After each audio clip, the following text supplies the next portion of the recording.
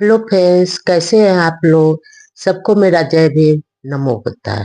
बुद्ध और उनका धम्म में आज का टॉपिक है सदाचरण संबंधी धम्मोपदेश। सदाचरण क्या है। नंबर एक बार जब भगवान बुद्ध कौशल में महान भिक्षु संघ सहित भिक्षा हेतु चर्चा कर रहे थे, तो वह साला नमक एक ब्राह्मण ग्राम में पहुंचे। यह ग्राम कौशल जनपद में पड़ता था। नंबर 2, साला ग्राम के ब्राह्मण मुखियों ने सुना कि चरखा करते हुए भगवान बुद्ध उनके कौशल जनपद में स्थित गांव में आए हैं। नंबर 3, उनको लगा कि भगवान बुद्ध के दर्शनार्थ जाना अच्छा है, इसलिए साला ग्राम के ब्राह्मण भगवान बुद्ध के पास गए और कुशल क्षेम पूछकर एक ओर बैठ गए। नंबर 4, उन्होंने तथागत से प्रार्थना की, कृपया बताएं कि सदाचरण का क्या अर्थ है। नंबर 5, ब्राह्मणों से भगवान बुद्ध ने कहा, शरीर के 3 दुराचरण होते, वाणी के 4 दुराचरण होते और मन के 3 दुराचरण होते। नंबर 6, जहां तक शरीर के दुराचरण की बात है, एक आदमी रक्त रंजित हाथों से शिकारी की तरह हत्यारा होते हुए प्राणियों के प्रति निर्दयी होकर हत्या करता है,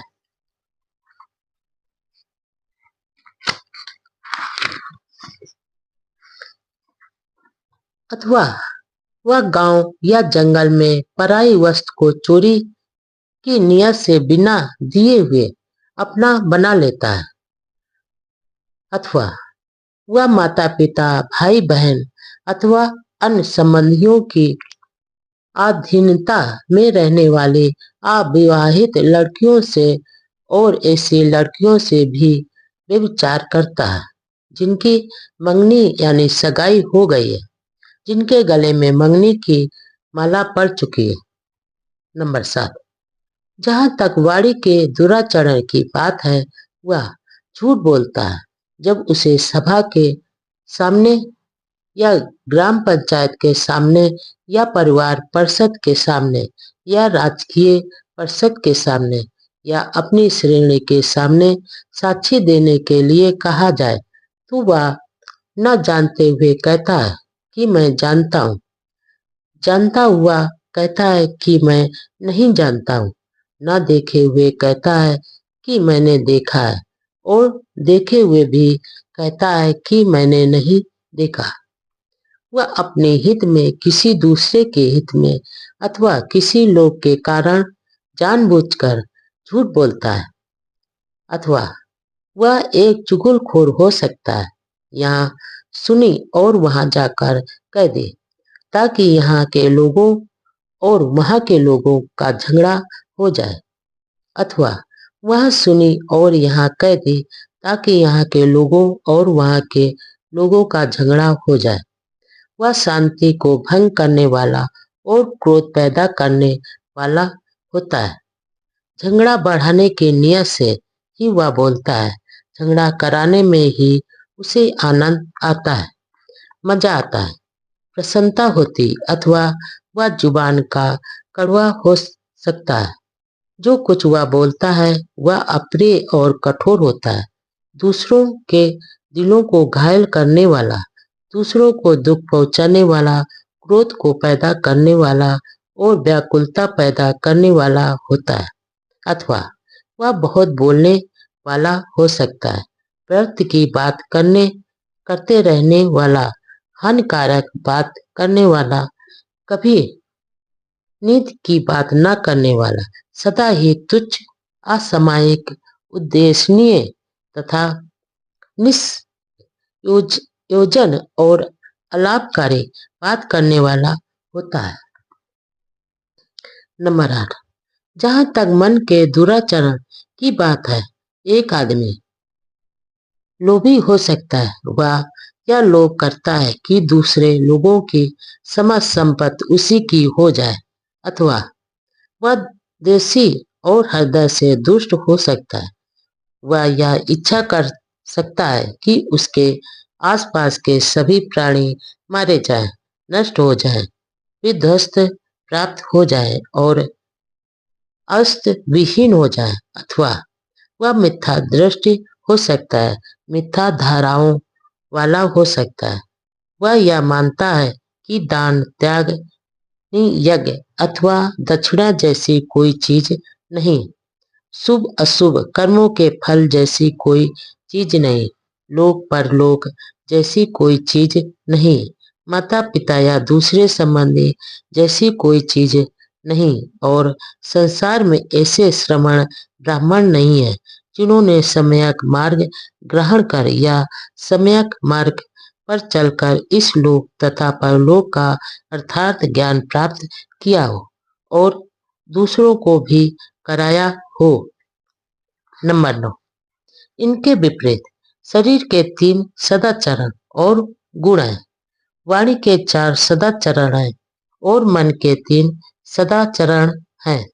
नंबर 10, जहां तक शारीरिक सदाचरण की बात है, एक आदमी जीव हिंसा से विरत रहता है, हर तरह की प्राणी हिंसा से विरत रहता है, वह दंड त्यागी, खड्ग त्यागी, निष्पाप होता है, दयालु होता है, उसके मन में हर प्राणी के लिए करुणा और अनुकंपा रहती है, वह चोरी का त्याग करता है, वह दूसरों की किसी ऐसी चीज को नहीं लेता जो उसे दी ना गई हो, वह ईमानदारी का जीवन व्यतीत करता है, वह काम भोग संबंधी मिथ्याचार से दूर रहता है, वह ऐसी लड़कियों से सहवास नहीं करता जो माता पिता, भाई बहन अथवा अन्य संबंधियों की अधीनता में रहने वाले अविवाहित हों, और ऐसी लड़कियों से भी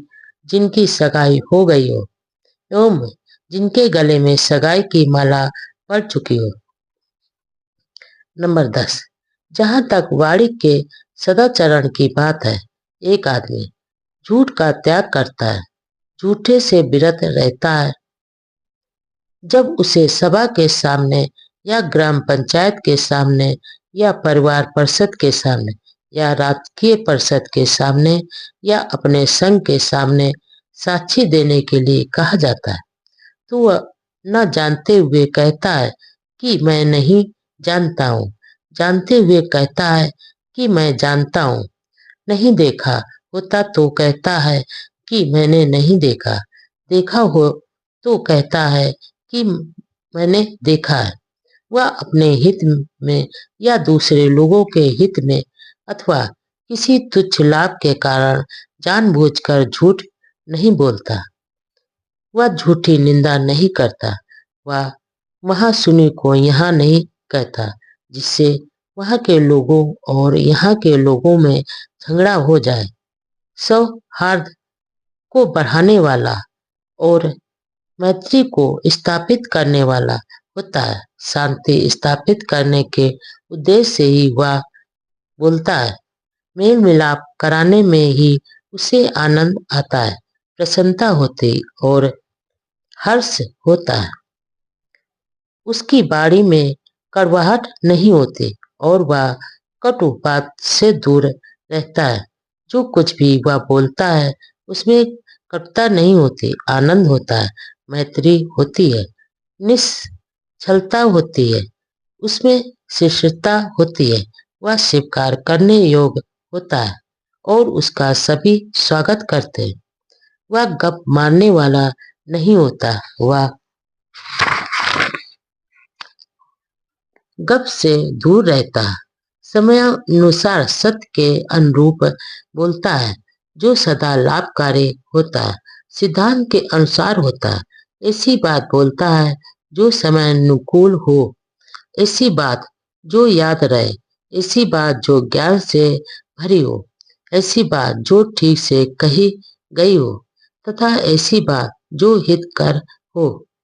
नंबर 12, जहां तक विचारों में सदाचरण की बात है, वह आदमी लोभ से रिक्त होता है, वह कभी यह नहीं चाहता कि दूसरे लोगों की सारी संपत्ति पर उसका अपना अधिकार हो जाए। वह कभी अपने मन में द्वेष अथवा दुष्टता को स्थान नहीं देता। उसकी यही इच्छा रहती है कि उसके आसपास के सभी प्राणी शांति और सुख के साथ रहे, सुरक्षित रहे, हर प्रकार की शत्रुता और अत्याचार से बचे रहे। उसका दृष्टिकोण सम्यक होता है तथा उसके संकल्प और धारणाएं भी ठीक होती है। नंबर 13। हे ब्राह्मणों, सदाचरण तथा दुराचरण से मेरा यही अभिप्राय है। नंबर 1। एक बार जब भगवान बुद्ध श्रावस्ती के जेतवनराम में विहार कर रहे थे तो उन्होंने गृहपतियों को संबोधित किया। नंबर 2। गृहपतियों, पवित्र और सुखी जीवन के लिए शुभ संकल्पों का पालन करने की नितांत आवश्यकता है। नंबर 3। मैं तुम्हें बताता हूँ कि तुम्हारे शुभ संकल्प कैसे होने चाहिए। नंबर 4। संकल्प लो कि मैं जीवन भर अपने माता पिता का सहारा बना रहूं। मैं अपने कुल के मुखिया का सदा आदर करता रहूं। मेरी वाणी मधुर हो। मैं किसी के बारे में भी बुरा ना कहूं। मैं घर में उदारशील, निर्मल, दान देने में प्रसन्न रहकर जो कुछ मेरे पास हो उसे दूसरों में भी बांटूं। नंबर 5। मैं जीवन पर्यंत इच्छा रहित रहूं और यदि मुझ में क्रोध पैदा हो तो मैं तुरंत उस पर संयम पालूं। नंबर 6। गृहपतियों, ये 7 संकल्प हैं जिन्हें अपनाने और पालन करने से तुम सुख और पवित्रता की स्थिति प्राप्त कर सकोगे। शुभ कर्म करने की आवश्यकता क्या? कुशल कर्मों के आनंदमयी फल। नंबर 1। एक अवसर पर भगवान बुद्ध ने भिक्षुओं को इस प्रकार संबोधित किया। नंबर 2। भिक्षुओं, कुशल कर्म करने से मत डरो। यह कुशल कर्म ही सुख का दूसरा नाम है, जिसकी हम इच्छा करते हैं, जो प्रिय है, जो आनंददायी है। भिक्षुओं, मैं स्वयं साक्षी हूँ कि मैंने स्वयं चिरकाल तक शुभ कर्मों से इच्छित प्रिय तथा आनंददायी फल का उपयोग किया है। नंबर 3। मैं प्रायः अपने आप से पूछता हूँ कि यह किस कुशल कर्म का फल है, यह किस कुशल कर्म का परिणाम है कि मैं इस समय इतना प्रसन्न और सुखी हूँ। नंबर 4।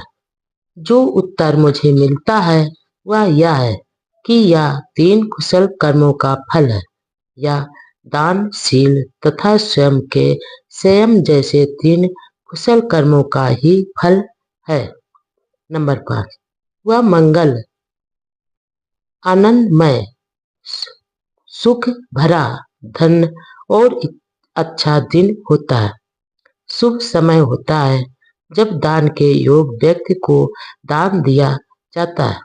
जब शुभ कर्म, शुभ वचन तथा शुभ विचारों, शुभ आकांक्षाओं के परिणाम स्वरूप ऐसे अभ्यास करने वालों को शुभ फल की प्राप्ति होती है। नंबर 6। धन्य है वे लोग जिन्हें इस लाभ की प्राप्ति होती है, समृद्धि की प्राप्ति होती है। इसी प्रकार तुम भी अपने सारे सगे संबंधियों सहित रोग से मुक्त रहकर समृद्धि को प्राप्त करो। मनुष्य न्यायी व सज्जन व्यक्ति कौन? नंबर 1।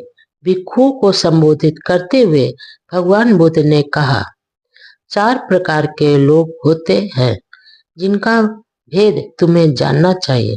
यदि तुम पहचान करना चाहते हो कि कौन न्याय प्रिय है और कौन सच्चरित्र। नंबर 2। भिक्षुओं, कुछ लोग ऐसे होते हैं जो केवल अपनी भलाई करने के लिए प्रयास करते हैं, दूसरों के लिए नहीं। नंबर 3, भिक्षु।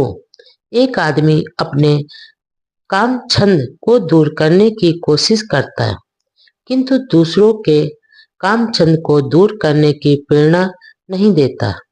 अपनी दुर्भावना को दूर करने का प्रयास करता है, किंतु दूसरों की दुर्भावना को दूर करने की प्रेरणा नहीं देता।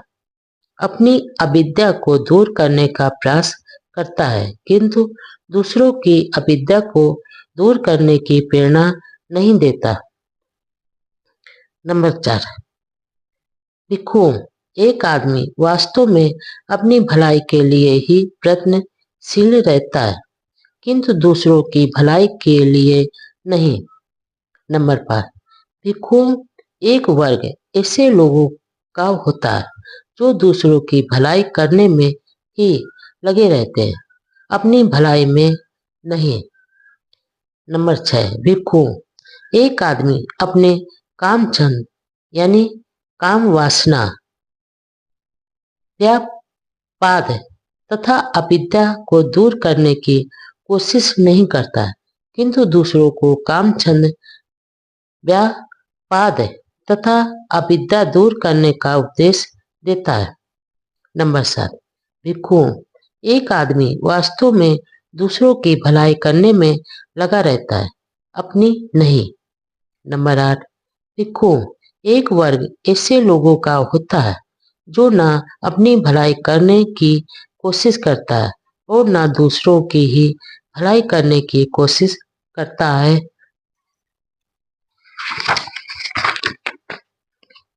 नंबर 8, भिक्षु। एक आदमी ना अपने काम छंद, व्यापाद तथा अविद्या को दूर करने की कोशिश करता है, ना दूसरों को काम छंद, व्यापाद तथा अविद्या को दूर करने का आग्रह करता है। नंबर 10, भिक्षु।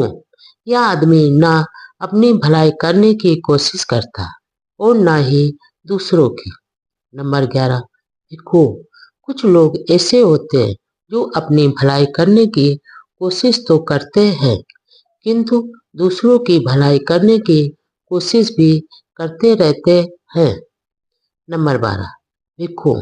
एक आदमी अपने काम छंद, व्यापाद तथा अविद्या को दूर करने की ही कोशिश करता है तथा दूसरों से भी काम छंद, व्यापाद तथा अविद्या दूर करने का आग्रह करता है। नंबर 13, भिक्षु। ऐसा आदमी अपनी भलाई करने की भी कोशिश करता है तथा दूसरों की भलाई करने की भी कोशिश करता है। नंबर 14, यह अंतिम आदमी ही न्यायी और सज्जन माना जाना चाहिए। प्रबुद्ध आदमी बुद्ध, एक प्रबुद्ध पुरुष। नंबर 1, एक बार भगवान बुद्ध उक्कठ और सेतब नामक दो नगरों के बीच के महापथ पर जा रहे थे। उसी समय द्रोण नामक ब्राह्मण भी उक्कठ और सेतब दो नगरों के बीच के महापथ पर आ पहुंचा। नंबर 2, उसी समय तथागत ने सड़क छोड़ दी और एक वृक्ष के नीचे जाकर पद्मासन लगाकर बैठ गए। तब द्रोण ब्राह्मण भी उनके चरण चिन्हों को देखता हुआ वहां जा पहुंचा, जहां तथागत उस वृक्ष के नीचे देदी पे मान शांत मुद्रा में संयतेंद्रिय शांत चित्त पूर्ण संयत और शक्ति संपन्न बैठे थे। यह देख द्रोण ब्राह्मण तथागत के पास पहुंचा। नंबर 3, पास पहुंचकर उसने प्रश्न किया, क्या आप पूज्य देवता नहीं हैं? ब्राह्मण, वास्तव में मैं देवता नहीं हूं। क्या तथागत आप गंधर्व नहीं हैं? ब्राह्मण, वास्तव में मैं गंधर्व नहीं हूं। तब तथागत आप यक्ष नहीं हैं? ब्राह्मण, वास्तव में मैं यक्ष नहीं हूँ। आप तथागत मनुष्य नहीं हैं। ब्राह्मण, वास्तव में मैं समान आदमी नहीं हूँ। नंबर 4, तथागत के ये उत्तर सुनकर द्रोण ब्राह्मण बोला, जब आपसे पूछा जाता है कि क्या आप देवता हैं, तो आप उत्तर देते हैं नहीं। जब आपसे प्रश्न किया जाता है कि क्या आप गंधर्व हैं, तो आप कहते हैं नहीं।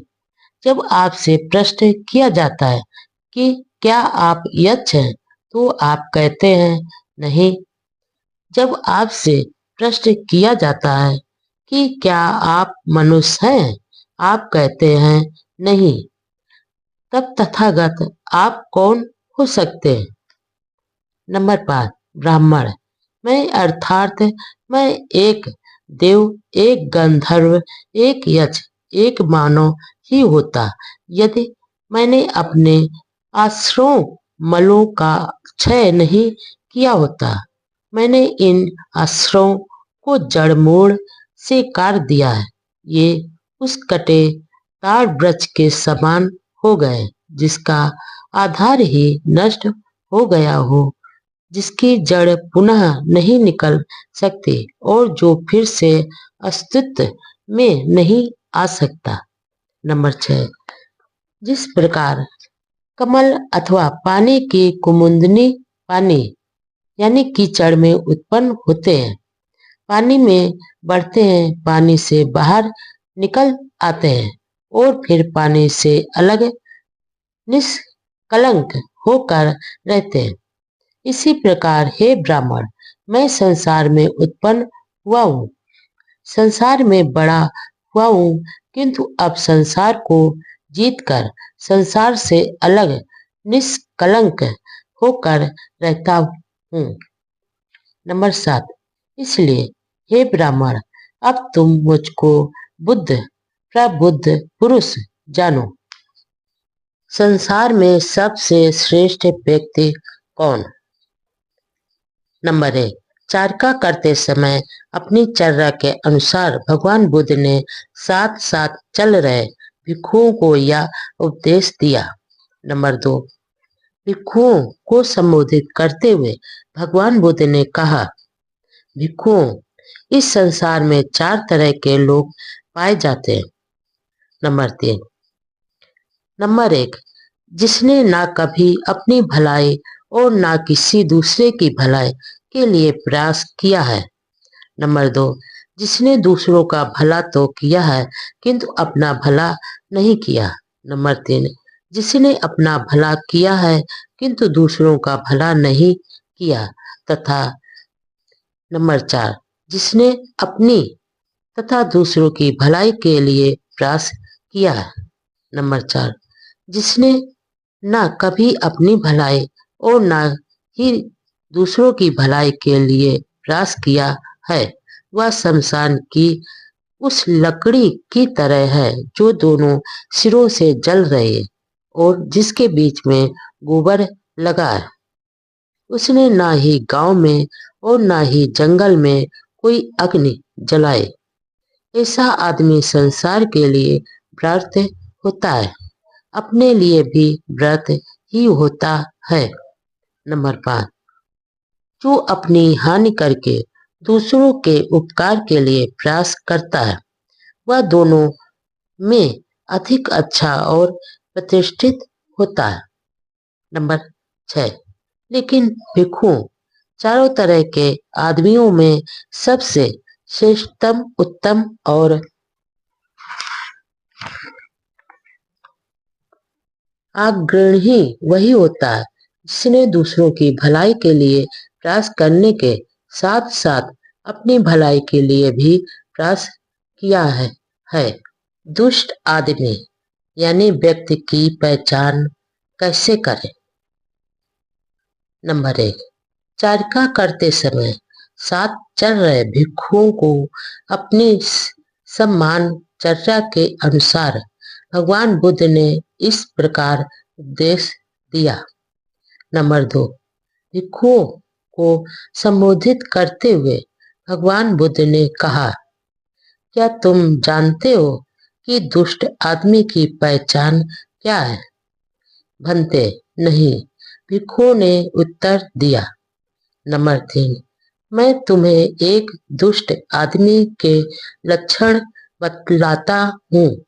नंबर 4, कोई कोई आदमी ऐसा होता है जो पूछे जाने पर तो कहना ही क्या, बिना पूछे ही दूसरों के अवगुणों को बताता फिरता है, लेकिन पूछे जाने पर, प्रश्न किए जाने पर वह बिना ढके बिना दबाए दूसरों के अवगुणों को बहुत विस्तार से बताता है। भिक्षुओं, ऐसा आदमी दुष्ट होता है। नंबर 5, कोई कोई आदमी ऐसा होता है जो न पूछे जाने पर तो कहना ही क्या, पूछे जाने पर भी दूसरे के गुण नहीं बताता, पूछे जाने पर, प्रश्न किए जाने पर वह दूसरों के बारे में अच्छा बोलता है। नंबर 6, कोई कोई आदमी ऐसा होता है जो न पूछे जाने पर तो कहना ही क्या, पूछे जाने पर भी अपने अवगुण प्रकट नहीं करता, पूछे जाने पर, प्रश्न किए जाने पर ही वह अपने अवगुण प्रकट करता है, लेकिन उन्हें ढकता है और छिपाता है और उनका पूरा ब्यौरा नहीं बताता। भिक्षुओं, ऐसा आदमी दुष्ट आदमी होता है। नंबर 7, भिक्षुओं, कोई कोई आदमी ऐसा होता है जो पूछे जाने की तो बात ही क्या, बिना पूछे जाने पर भी अपने गुणों को प्रकट करता है, पूछे जाने पर वह बिना ढके बिना छिपाए और विस्तार में अपने सद्गुणों का वर्णन करता है। भिक्षुओं, ऐसा आदमी दुष्ट आदमी होता है। आदमी का पतन कैसे होता है?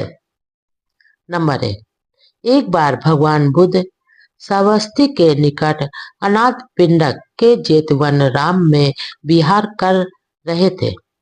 नंबर 2, अर्धरात्रि बीतने पर एक देवता अपने प्रकाश से जेतवन को आलोकित कर तथागत के पास आया और पास आकर श्रद्धा पूर्वक अभिवादन करके एक ओर खड़ा हो गया। इस प्रकार खड़े उसने तथागत से निवेदन किया।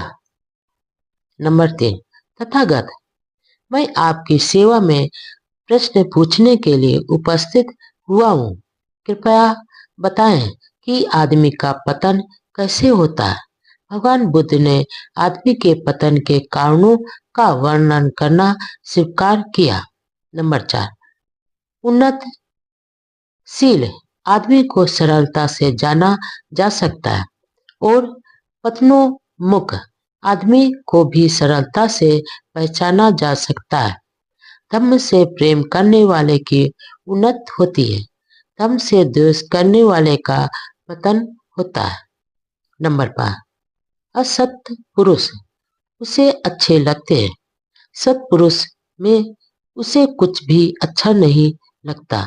वह असत पुरुषों के धर्म को पसंद करता है, यह उसके पतन का दूसरा कारण है।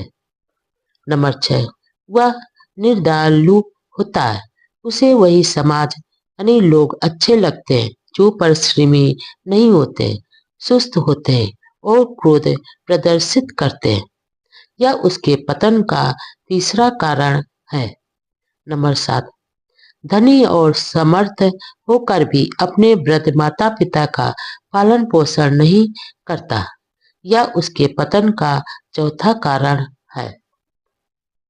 नंबर 8, जो झूठ बोलकर किसी भले आदमी, ब्राह्मण अथवा श्रमण को या किसी साधु को धोखा देता है, यह उसके पतन का पांचवा कारण है।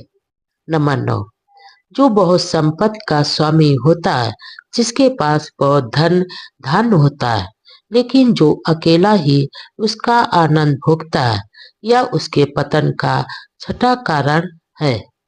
नंबर 10, जो आदमी अपनी जात यानी जन्म, धन या गोत्र पर अभिमान करता है और अपने संबंधियों का तिरस्कार करता है, यह उसके पतन का 7वां कारण है।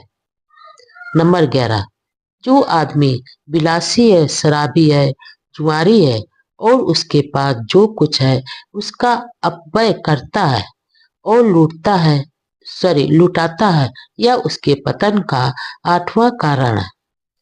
नंबर 12, जो अपनी पत्नी से संतुष्ट न रहकर वेश्याओं पर तथा स्त्रियों के पास जाता है, यह उसके पतन का 9वां कारण है। नंबर 13, जब वृद्ध व्यक्ति नव युवती को घर ले आता है तो उसकी ईर्ष्या के कारण वह चैन से नहीं सो सकता, यह उसके पतन का 10वां कारण है। नंबर 14, जो किसी असहमी फिजूल खर्च स्त्री अथवा आदमी को अपनी संपत्ति का अधिकारी बना देता है, यह उसके पतन का 11वां कारण है। नंबर 15, जो क्षत्रिय कुल में जन्मा अल्प साधन रखने वाला है किंतु बहुत महत्वाकांक्षी होने के कारण राज की अभिलाषा रखता है, यह उसके पतन का 12वां कारण है। नंबर 16, हे देव, पतन के इन कारणों को जान ले और यदि तू इन पर विजय प्राप्त कर लेगा तो तू सुरक्षित रहेगा। पति और पत्नी के बीच मधुर संबंध। नंबर 1, एक समय भगवान बुद्ध मथुरा और बेरजा के बीच महापथ पर पहुंचे। बहुत से ग्रस्त तथा उनकी पत्नियां भी मथुरा और बेरजा के बीच महापथ पर पहुंचे। नंबर 2, उस समय भगवान बुद्ध सड़क को छोड़कर एक वृक्ष के नीचे जा विराजमान हुए। इन ग्रस्तों और उनकी पत्नियों ने भगवान बुद्ध को वृक्ष के नीचे बैठे देखा। नंबर 3, यह देखकर वे वहां पहुंचे जहां तथागत विराजमान थे। वहां पहुंचकर उन्होंने भगवान बुद्ध का अभिवादन किया और एक ओर बैठ गए और तब उन्होंने तथागत से पूछा कि पति पत्नी के बीच किस प्रकार का अच्छा संबंध होना चाहिए। इस प्रकार बैठे हुए उन गृहस्थों तथा उनकी पत्नियों से भगवान बुद्ध ने कहा। नंबर 4, गृहपतियों, पति पत्नी के साथ रहने के 4 रूप होते हैं। एक दुष्ट पुरुष एक दुष्ट स्त्री के साथ रहता है। एक दुष्ट पुरुष एक देवी के साथ रहता है। एक देव एक दुष्ट स्त्री के साथ रहता है और एक देव एक देवी के साथ रहता है। नंबर 5, गृहपति। एक पति हत्या करता है, चोरी करता है, व्यभिचार करता है, झूठ बोलता है, नशीली चीजें पीता है, दुष्ट है, पापी है, धन लोलुप है, मन से ग्रस्त जीवन व्यतीत करता है और सदाचारियों को गालियां देता है और दुर्वचन बोलता है। उसकी पत्नी भी हत्या करती है, चोरी करती है, व्यभिचार करती है, झूठ बोलती है, नशीली चीजें पीती है, दुष्ट है, पापी है, धन लोलुप है, मन से ग्रस्त जीवन व्यतीत करती है, सदाचारियों को गालियां देती है और दुर्वचन बोलती है। हे गृहपतियों, इस प्रकार वास्तव में एक दुष्ट पुरुष एक दुष्ट स्त्री के साथ रहता है। नंबर 6, गृहपतियों। एक पति हत्या करता है, चोरी करता है, व्यभिचार करता है, झूठ बोलता है, नशीली चीजें पीता है, दुष्ट है, पापी है और धन लोलुप है, मन से ग्रस्त जीवन व्यतीत करता है, सदाचारियों को गालियां देता है, दुर्वचन बोलता है, लेकिन उसकी पत्नी न हत्या करती है, न चोरी करती है, न व्यभिचार करती है, न झूठ बोलती है, न नशीली चीजें पीती है, न दुष्ट है, न पापी है, न धन लोलुप पे मन से ग्रस्त जीवन व्यतीत करती है, न सदाचारियों को गालियां देती है और न ही दुर्वचन बोलती है। इस प्रकार गृहपतियों वास्तव में एक दुष्ट आदमी एक देवी के साथ रहता है। नंबर 7, गृहपतियों।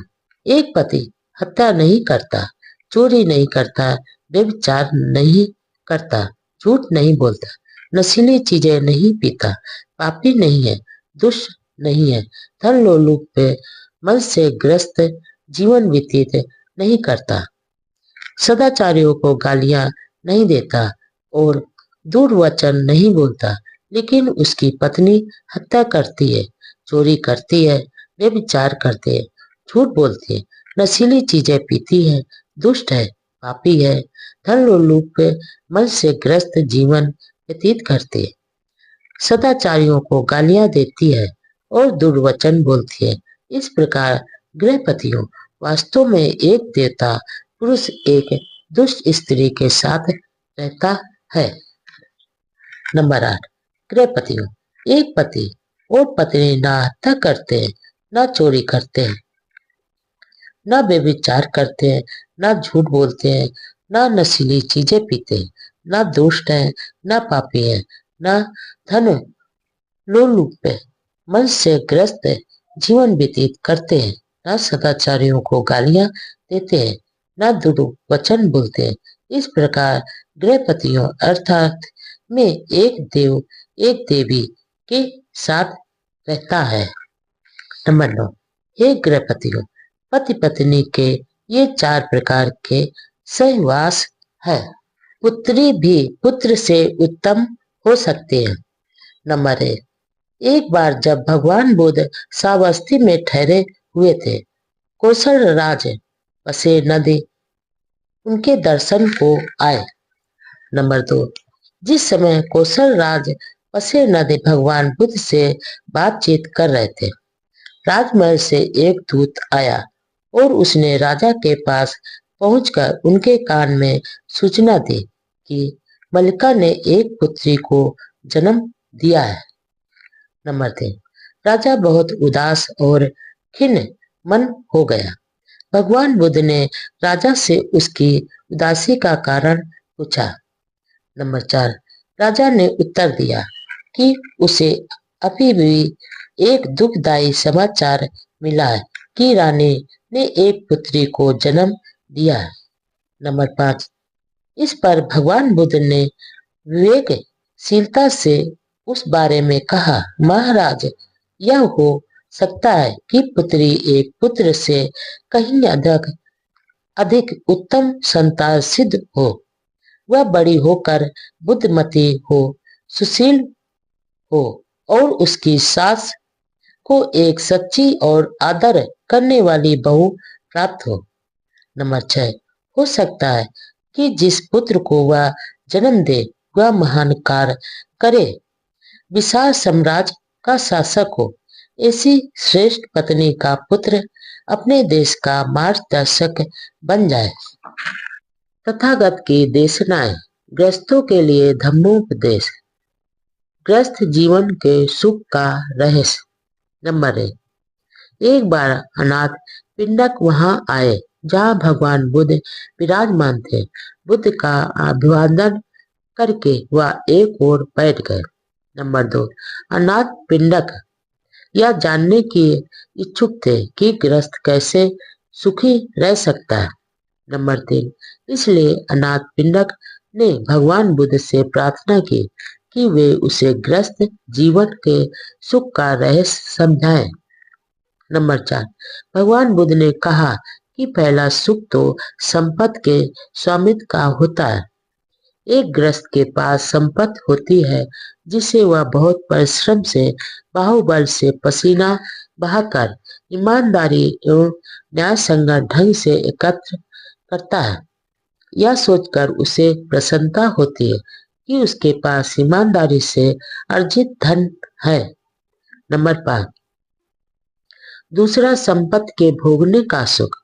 एक गृहस्थ के पास बहुत परिश्रम से बाहुबल से पसीना बहाकर ईमानदार से कमाया हुआ धन होता है, जिसका वह भोग करता है या पूर्ण कर्म करता है। इस प्रकार यह सोचकर उसे प्रसन्नता होती है कि वह ईमानदारी से अर्जित अपने धन से पूर्ण कर्म कर रहा है। नंबर 6, तीसरा सुख ऋण से मुक्त होने का है। जिस ग्रस्त को किसी का कम या अधिक ऋण नहीं देना होता, उसे यह सोचकर प्रसन्नता होती है कि उसे किसी का भी कुछ देना नहीं है। नंबर 7, चौथा सुख दोष मुक्त होने का है। एक ग्रस्त शारीरिक कर्म से दोष रहित होता है, वाणी से तथा विचार से दोष रहित होता है, उसे दोष रहित होने की प्रसन्नता होती है। नंबर 8, अनाथ पिंडक। वास्तव में ये 4 प्रकार के सुख ऐसे हैं जिनके लिए यदि एक ग्रस्त प्रयत्नशील रहे तो वह उन्हें सतत प्राप्त करता रहता है। सम्यक मार्ग का अनुसरण। नंबर 1, सन्मार्ग को चुनो, उस पथ से विचलित ना हो। नंबर 2, वैसे तो पथ बहुत से हैं, किंतु सभी सन्मार्ग की ओर नहीं जाते। नंबर 3, सन्मार्ग थोड़े से ही लोगों को सुखी बनाने के लिए नहीं है, बल्कि सभी को सुखी बनाने के लिए है। नंबर 4, या यदि में कल्याणकारी होना चाहिए, मध्य में कल्याणकारी होना चाहिए और अंत में कल्याणकारी होना चाहिए। नंबर 5, सन्मार्ग पर चलने का अर्थ है बौद्ध जीवन मार्ग पर चलना। नंबर 6, मार्गों में अष्टांगिक मार्ग ही सर्वश्रेष्ठ है। सत्यों में 8 सत्य सर्वश्रेष्ठ है। शीलों का राग रहित होना सर्वश्रेष्ठ है और सर्वश्रेष्ठ पुरुष वह है जो देखने को जसमान है।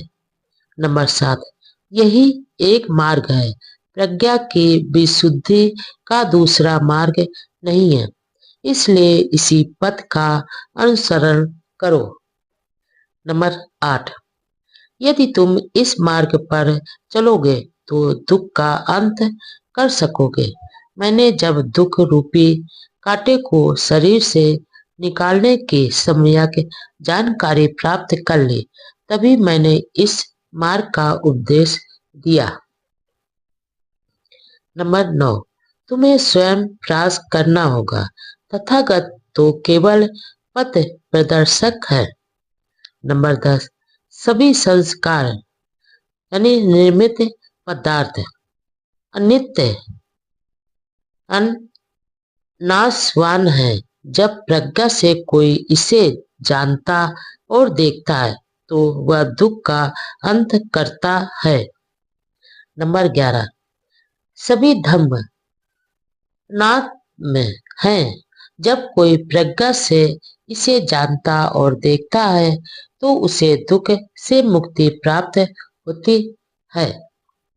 नंबर 12, जो उत्साहपूर्वक कार्य करने के समय उत्साहपूर्वक कार्य नहीं करता, जो तरुण और सशक्त होने पर भी अत्यंत आलसी रहता है, जिसकी संकल्प शक्ति और विचार शिथिल है, ऐसा प्रमाद युक्त आदमी कभी प्रज्ञावान नहीं हो सकता। नंबर 13, वाणी पर ध्यान दे, विचारों को संयत रखें तथा शरीर से कोई दुष्कर्म नहीं करे।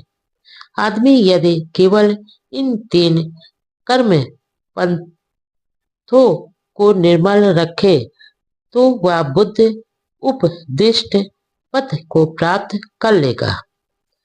नंबर 14, वास्तविक ज्ञान से लाभ प्राप्त निज्ञान जन होती है। ज्ञान के अभाव भी मूर्खता से हानि होती है। इन दोनों लाभ तथा हानि के पथों को जानकर आदमी को चाहिए कि ऐसा व्यवहार करे जिससे कि ज्ञान में वृद्धि हो। नंबर 15, शरतकालीन कुमुद की तरह निज स्नेह यानी स्वार्थ को खुद अपने हाथों से काट डालो। शांति पथ पर भले प्रकार आरूढ़ हो जाओ।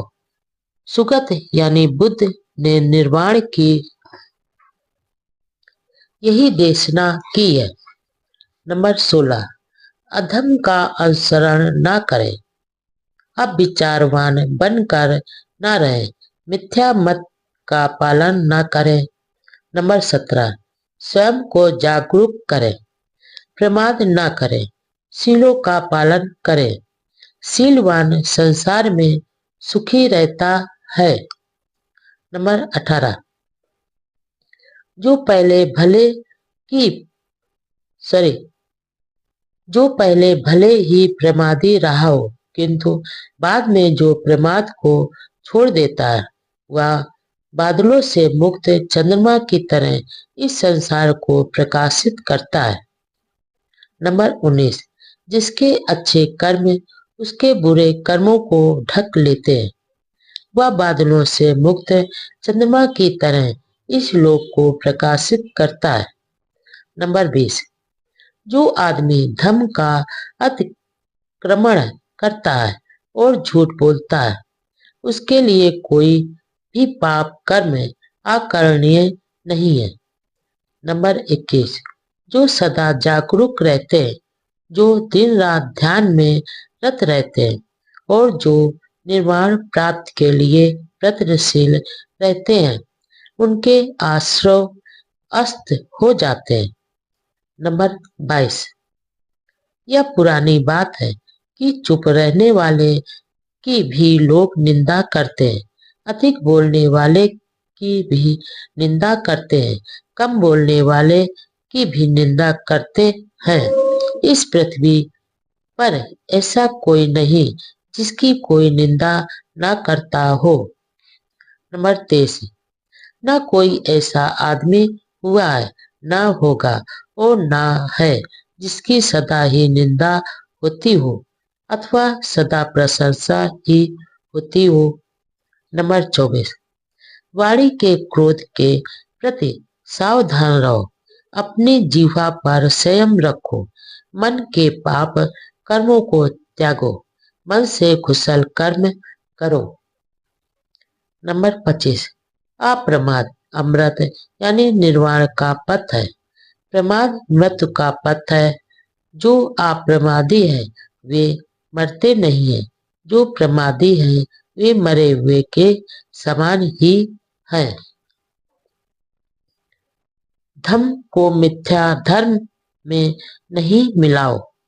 नंबर 1, जो झूठ को सच और सच को झूठ समझने की गलती करते हैं, ऐसे मिथ्या दृष्टि वाले लोग कभी सत्य को प्राप्त नहीं करते। नंबर 2, जो सत्य को सत्य और झूठ को झूठ समझते हैं, ऐसे सम्यक दृष्टि वाले लोगों को सत्य की प्राप्ति होती है। नंबर 3, जैसे ठीक से न छाई गई छत में पानी प्रवेश करता है, उसी प्रकार तृष्णा युक्त चित्त में राग प्रवेश करता है।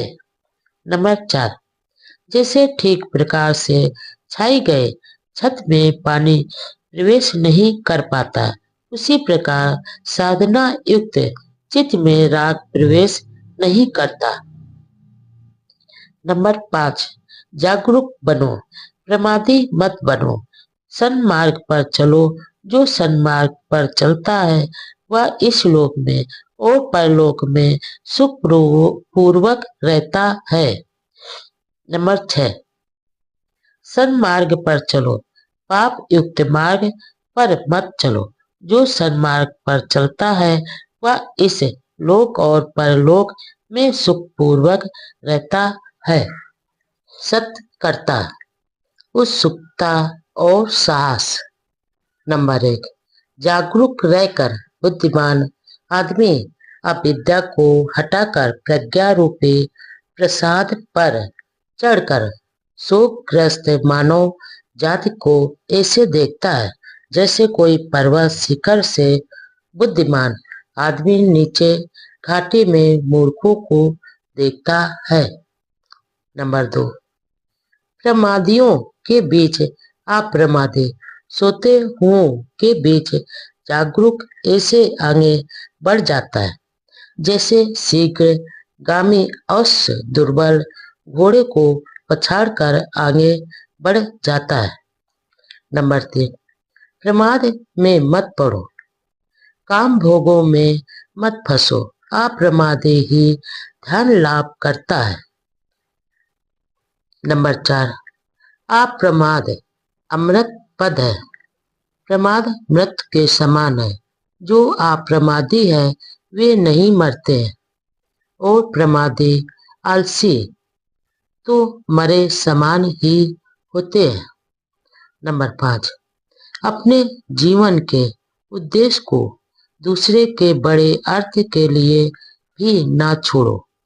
जब एक बार अपना उद्देश्य स्पष्ट हो जाए तो उसे दृढ़ता पूर्वक पकड़कर आगे बढ़ जाओ। नंबर 6, अप्रमादी बनो, प्रमाद को दूर भगाओ, सत्पथ पर चलो। जो आदमी सत्पथ पर चलता है वह संसार में सुखपूर्वक रहता है। नंबर 7, प्रमाद एक कलंक है, सतत प्रमाद एक काला धब्बा है। निरंतर प्रयास और प्रज्ञा की सहायता से प्रमाद रूपी विषैले तीर को निकाल कर बाहर करो। नंबर 8, प्रमाद में मत पड़ो, काम भोगों में मत फंसो, अप्रमादी तथा ध्यान में रत ही असीम सुख लाभ करते हैं। नंबर 9, यदि कोई अप्रमाद युक्त आदमी जागरूक रहता है, यदि वह विस्मरणशील नहीं है, यदि उसकी चर्या शुद्ध है, यदि वह विवेक से काम लेता है, यदि वह संयत है तथा उसका आचरण धर्मानुसार है तो उसका यश बढ़ता है। दुख और सुख, दान तथा करुणा। नंबर 1, गरीबी से दुख पैदा होता है। नंबर 2, लेकिन गरीबी के दूर होने से सुख का आना आवश्यक नहीं है। नंबर 3, ऊंचा जीवन स्तर नहीं बल्कि ऊंचे आचरण सुख प्रदान करते हैं। नंबर 4, यही बौद्ध जीवन मार्ग है। नंबर 5, भूख सबसे बड़ा रोग है। नंबर 6, आरोग सबसे बड़ा लाभ है, संतोष सबसे बड़ा धन है, विश्वास सबसे बड़ा बंधु है और निर्वाण सबसे बड़ा सुख है। नंबर 7, बैरियों के बीच में भी अबैरी होकर हमें सुखपूर्वक रहना चाहिए। नंबर 8, तृष्णा से पीड़ितों के बीच तृष्णा रहित होकर हम सुखपूर्वक जीवन गुजारे। नंबर 9, लोभियों के बीच में लोभ रहित होकर हम सुखपूर्वक जीवन गुजारे। नंबर 10, जिस प्रकार खरपतवार खेतों को हानि पहुंचाती है उसी प्रकार काम वासना मानव समाज का नाश करती है। इसलिए काम वासना से मुक्त को दान देने का महाफल होता है। नंबर 12, जिस प्रकार बेकार की खरपतवार खेतों को हानि पहुंचाती है उसी प्रकार तृष्णा यानी लालसा मानव समाज का नाश करती है। इसलिए तृष्णा मुक्त को दान देने का महाफल होता है। नंबर 13, धर्म का दान सब दानों से बढ़कर है। धम्म का मधुर सब मधुरों से बढ़कर है। धम्म का आनंद सब आनंदों से बढ़कर है। नंबर 14, विजय से बैर पैदा होता है। पराजित दुखी रहता है। जिसने विजय और पराजय का त्याग कर दिया है और संतोषी है, वह सुखी रहता है। नंबर 15, रागनी के समान आग नहीं, घृणा के समान पराजय नहीं, इस संसार के समान कोई पीड़ा का कारण नहीं, शांति के समान कोई सुख नहीं। नंबर 16, दूसरों के दुर्वचनों और दुष्कर्मों पर ध्यान मत दो। दूसरों के कृत्य आकृत की ओर मत देखो, अपने ही कृत्य आकृत को देखो। नंबर 17, जो विनम्र है, जो शुद्ध गवेश है, जो आसक्ति रहित है, जो एकांत का इच्छुक है, जिसका जीवन पवित्र है तथा जो विवेक प्रिय है, उसके लिए जीवन कठिनाई से गुजरता है। नंबर 18, क्या संसार में कोई ऐसा दोष रहित आदमी है जो शिकायत का अवसर नहीं देता? जैसे अच्छा घोड़ा अपने सवार को कभी चाबुक मारने का अवसर नहीं देता। नंबर 19, किसी से कठोर वचन मत बोलो, ऐसा बोलने पर दूसरे भी वैसा ही उत्तर देंगे। क्रोध युक्त वाणी दुखद है, दूसरों पर प्रहार करने पर तुम पर भी प्रहार होगा। नंबर 20, स्वतंत्रता भी नम्रता, कुशल चित्त और निस्वार्थपरता का संसार के लिए वैसा ही महत्व जैसे रथ के लिए उसके पहिए की धुरी का। नंबर 21, यही बौद्ध जीवन मार्ग है, विचारशीलता और बुद्धिमत्ता। नंबर 1, प्रत्येक कार्य करते समय जागरूक रहो। प्रत्येक काम में सोच विचार से काम लो। हर विषय में अप्रमादी और उत्साही रहो। नंबर 2, यही बौद्ध जीवन मार्ग है। नंबर 3, जो कुछ हम हैं या सब कुछ हमारे विचारों का ही परिणाम है, या हमारे विचारों पर आधारित है, या हमारे विचारों से ही निर्मित है। यदि आदमी बुरे विचारों से कुछ भी बोलता या करता है तो दुख उसका पीछा करता है। यदि आदमी पवित्र विचारों से कुछ बोलता या करता है तो सुख उसका पीछा करता है। इसलिए पवित्र विचार महत्वपूर्ण हैं। नंबर 4, विचारहीन मत बनो, विचारवान बनो। दलदल में फंसे हुए हाथी की तरह अपने आप को पाप से उबारो। नंबर 5, आदमी को चाहिए कि वह अपने चित्त की रक्षा करे। चित्त में पैदा होने वाले विचारों को समझ पाना कठिन है। वह चंचल है या जहां चाहे झट से चला जाता है। ठीक प्रकार सुरक्षित चित्त सुख लाता है। नंबर 6, जिस प्रकार ठीक से न छाई गई छत में वर्षा का पानी घुस जाता है, ठीक उसी प्रकार असंयत चित्त में राग प्रवेश कर जाता है। नंबर 7, जिस प्रकार ठीक से छाई हुई छत में वर्षा का पानी नहीं घुस पाता है, ठीक उसी प्रकार संयत चित्त में राग का प्रवेश नहीं हो पाता है। नंबर 8, पहले तो यह चित्त जहां चाहे चला जाता था, लेकिन अब मैं इस चित्त को वैसे ही संयत रखूंगा जैसे मस्त हाथी को महावत अंकुश से बस में रखता है। नंबर 9, जहां चाहे वहां जाने वाले उस चित्त को साधना अच्छा है, जो बस में नहीं रह पाता किंतु साधा गया चित्त सुख लाता है। नंबर 10, जो इस दूरगामी चित्त को संयत रखेंगे वे मार बराबर काम राग के बंधन से मुक्त होंगे। नंबर 11, यदि आदमी का चित्त अस्थिर है, यदि वह धर्म का जानकार नहीं है, यदि उसका चित्त शांत नहीं है, तो उसकी प्रज्ञा कभी पूर्णता को प्राप्त नहीं होगी।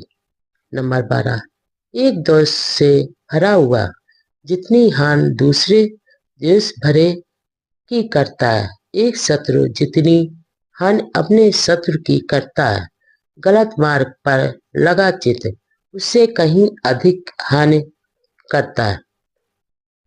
नंबर 13, ठीक मार्ग पर लगा चित्त आदमी की जितनी भलाई कर सकता है, उतनी भलाई न माता, न पिता और न ही दूसरे रिश्तेदार कर सकते हैं।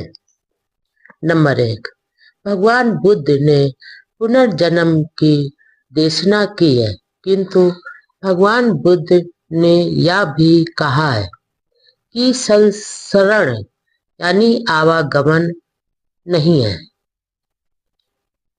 नंबर 2, ऐसे लोगों की कमी नहीं थी जो भगवान बुद्ध पर यह दोषारोपण करते थे कि वह तो परस्पर विरोधी सिद्धांतों की देशना करते थे।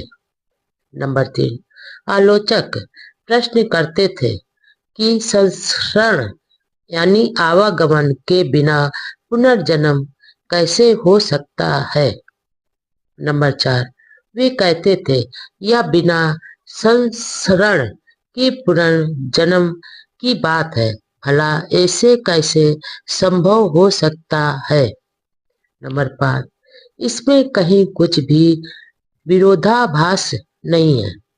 संसरण यानी आवागमन के न होने पर भी पुनर्जन्म हो सकता है। नंबर 6, राजा मिलिंद के प्रश्नों के उत्तर में भदंत नागसेन ने इसे अच्छी तरह स्पष्ट किया है। नंबर 7, बैक्टीरिया के राजा मिलिंद ने थेर नागसेन से प्रश्न किया, क्या भगवान बुद्ध पुनर्जन्म यानी संसरण मानते थे। नंबर 8, थेर नागसेन का उत्तर था हाँ। नंबर 9, तो क्या इसमें परस्पर विरोधाभास नहीं है। नंबर 10, थेर नागसेन ने उत्तर दिया नहीं। नंबर 11, क्या बिना आत्मा के पुनर्जन्म संभव है। नंबर 12, थेर नागसेन बोले हाँ, ऐसा निश्चय से हो सकता है। नंबर 13, कृपया समझाइए कि यह कैसे हो सकता है। नंबर 14, राजा बोला, बनते जहाँ संसरण यानी आवागमन नहीं है, क्या वहाँ पुनर्जन्म हो सकता है। नंबर 15, हाँ हो सकता है। नंबर 16, लेकिन यह कैसे हो सकता है, मुझे एक उदाहरण देकर समझाइए। नंबर 17, राजन, मान लो कि यदि एक आदमी एक दीपक को दूसरे दीपक से सजाए तो क्या यह कहा जा सकता है कि यह एक संस्करण दूसरी जगह हो गया है। नंबर 18, निश्चय से नहीं। नंबर 19, राजन, इसी प्रकार बिना संस्करण के पुनर्जन्म होता है। नंबर 20, मुझे एक और उदाहरण दे। नंबर 21, महाराज, क्या आपको कोई छंद बराबर कविता का चरण याद है जो आपने बचपन में अपने आचार्य से सीखा हो। नंबर 22, हाँ मुझे याद है। नंबर 23, तो क्या वह छंद आपके आचार्य के मुंह से निकलकर आपके मुंह में आया। नंबर 24, निश्चय से नहीं। नंबर 25 राजन, इसी प्रकार बिना संसरण के पुनर्जन्म होता है। नंबर 26 भंते, बहुत ठीक। नंबर 27 राजा बोले, भंते क्या आत्मा जैसी कोई चीज है? नंबर 28 अर्थात दृष्टि से आत्मा जैसी कोई वस्तु नहीं है। नंबर 29 भंते, बिल्कुल ठीक। भ्रम के कारण बुद्धिवादी तर्क संगत व मानव कल्याण की बात है। बुद्ध वचन। नंबर 1 भगवान बुद्ध के उपदेशों को जिन श्रोताओं ने सुना उनमें अधिकांश भिक्षु थे। नंबर 2 किसी भी विषय में भगवान बुद्ध का क्या कहना था उसे जनसाधारण तक पहुंचाने वाले भिक्षु गण ही थे। नंबर 3 लेखन कला अभी विकसित नहीं हुई थी, इसलिए भिक्षुओं को वह सब कंठस्थ करना होता था। प्रत्येक भिक्षु जो कुछ वे सुनते थे, प्रत्येक भिक्षु जो कुछ सुनता था उसे कंठस्थ करने की चिंता नहीं करता था। लेकिन कुछ भिक्षु थे जिन्होंने कंठस्थ करना अपना व्यवसाय बना लिया था। वे भाड़क कहलाते थे। नंबर 4 बौद्ध त्रिपिटक और उसकी अष्ट कथाएं समुद्र की तरह विशाल है। उन्हें कंठस्थ कर पाना सचमुच एक बड़ा असाधारण कार्य था। नंबर 5 प्रायः ऐसा पाया गया है कि भगवान बुद्ध ने जो कुछ कहा उसे गलत ढंग से प्रस्तुत किया गया है।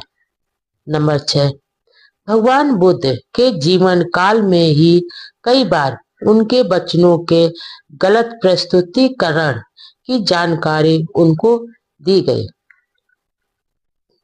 नंबर 7 उदाहरण के तौर पर ऐसी 5 अवसरों पर उल्लेख किया जा सकता है। एक का उल्लेख अलग दम सूत्र में आया है, दूसरे का महाकाम विभंग सूत्र में, तीसरे कंठल सूत्र में, चौथे का महत तहणा संख्या सूत्र में और 5वां का जीवक सूत्र में। नंबर 8 शायद इस तरह के और भी अनेक अवसरों पर तथागत के वचनों का गलत प्रस्तुतिकरण किया गया हो, क्योंकि हम देखते हैं कि भिक्षु भी भगवान बुद्ध के पास गए और प्रश्न किया कि ऐसी परिस्थिति में उन्हें क्या करना चाहिए।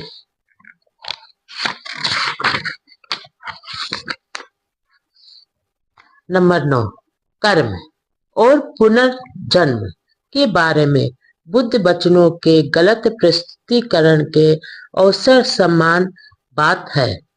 नंबर 10 इन सिद्धांतों को ब्राह्मणी धर्म में भी स्थान प्राप्त है। परिणाम स्वरूप भड़कों के लिए ब्राह्मणी मत को बौद्ध धर्म में सम्मिलित कर लेना सुगम था। नंबर 11 इसलिए त्रिपिटक में जिसे भी बुद्ध वचन के रूप में माना गया उसे स्वीकार करने में बहुत सावधानी की आवश्यकता है। नंबर 12 लेकिन इसके लिए एक कसौटी उपलब्ध है। नंबर 13 यदि कोई ऐसी बात है जिसके बारे में विश्वास के साथ कहा जा सकता है तो वह यह है कि उनका कोई महत्व नहीं होता यदि उनका कथन बुद्ध संगत तर्क संगत नहीं होता। इसलिए जो कुछ भी बुद्ध संगत है और तर्क संगत है, अन्य बातें समान होते हुए उसे बुद्ध वचन के रूप में लिया जा सकता है। नंबर 14।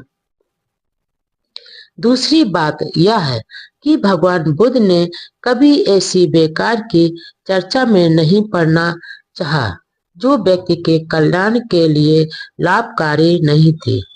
इसलिए कोई भी ऐसी बात जिसका व्यक्ति के कल्याण से कोई संबंध नहीं, यदि भगवान बुद्ध के सिर मढ़ी जाती है तो उसे बुद्ध वचन स्वीकार नहीं किया जा सकता।